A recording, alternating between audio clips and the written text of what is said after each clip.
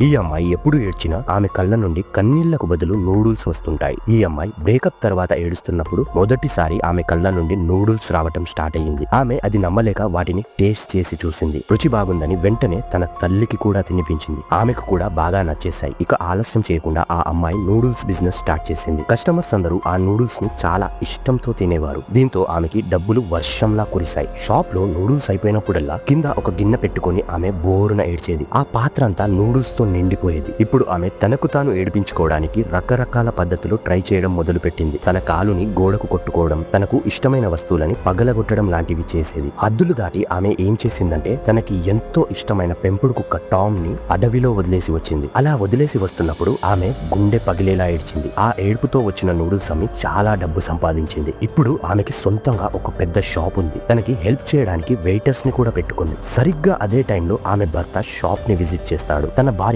ఇంతటి సక్సెస్ సాధించినందుకు అతను చాలా హ్యాపీగా ఫీల్ అవుతాడు. కానీ ఆ అమ్మాయి మాత్రం ఆలోచనలో పడిపోతుంది. ఇప్పటికే నా కుక్కని, నా బిడ్డని దూరం చేసుకున్నాను. నెక్స్ట్ టైం నాకు ఏడుపు రాకపోతే అప్పుడు నా భర్త వంతు వస్తుందా అని ఆలోచిస్తుంది.